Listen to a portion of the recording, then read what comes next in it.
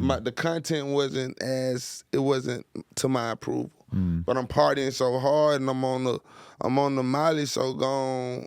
I'm thinking this shit hard. That was your biggest issue at that time? Yeah, Molly. I was on that Molly like every day, bro. You weren't a lean guy as much? Yeah. Lean and Molly. But I still silk, you know what I'm saying? But what I'm saying, like Molly had me gone, bro. I was like on Molly, like them Rich Gang days. Like, nigga, I was on Molly probably like 2 years straight, like every day. Like, nigga, I'm taking Molly before I go brush my teeth. Jeez. You feel me?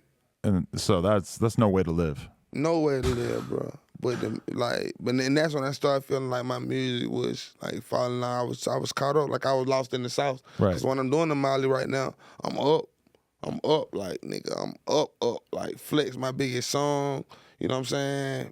By myself, double platinum, like nigga, I'm up. And so at what point does Birdman come around? And is it kind of tricky because he wants to sign you and you're already signed?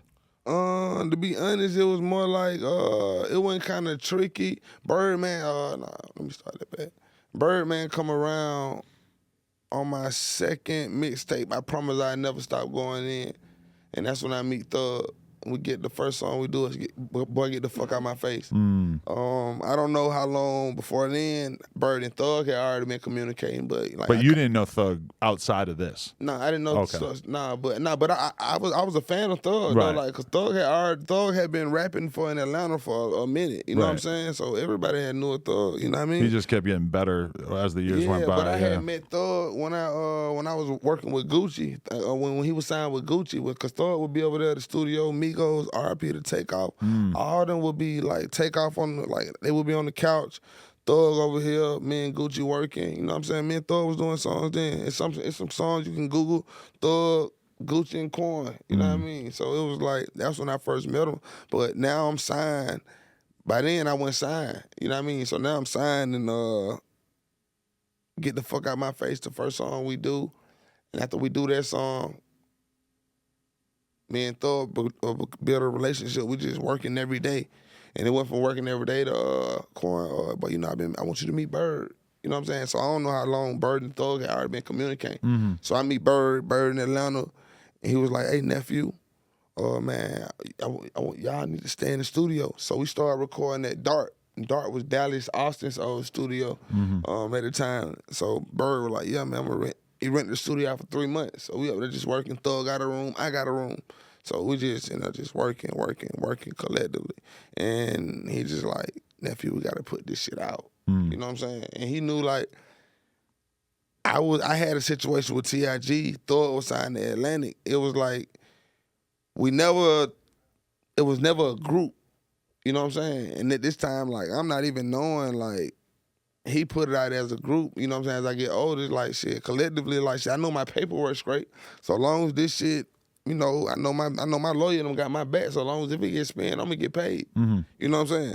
So the music come out, and that was like some of the best time of my life, but I was geeked the fuck up. So a lot of that shit have blurred me. It's a blur, right? You feel me? But does that, when you look back on that era, how long was the Rich Gang era? Where you guys were touring and really recording stuff? Because it wasn't that long. What was it, like a year?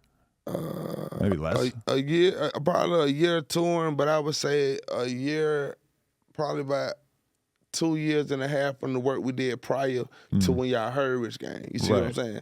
So probably about 2 years and a half, 3 years at the most. And do you recall Lifestyles just being this like another just explosion? Because that was ridiculous. I remember Lifestyle was the first day I met Birdman. The first day I met Birdman, man, I was doing a show in Miami. And my dad flew out to that show. And Bird came. I had just fell out at the walkthrough. I just did the walkthrough video shoot. But I fell out. But the number I was getting, like, I got to go to this show. I busted my face. You know what I'm saying? I had to get stitches in my eye. So when I went, I got makeup on. You know what I'm saying? I had makeup on because I wasn't going to miss the money. Only time I wore makeup, by the way. I could use some right now. Yeah. You know what I'm saying? So, yeah, Bird in the club. So after the club, like, hey, nephew, come to the studio. So Pop was like, yeah, we're going to go to the studio. We go to the studio. He pressed spacebar. He like, hey, nephew, I got this song. I think you'll sound good. And he pressed spacebar. Lifestyle. Boolin' in the Bondo. Was that song? What? Or was that another song where he said Boolin' in the Bondo? I don't know. I just remember Birdman said that on one of the songs. I don't know. Birdman, did he talk on Lifestyle?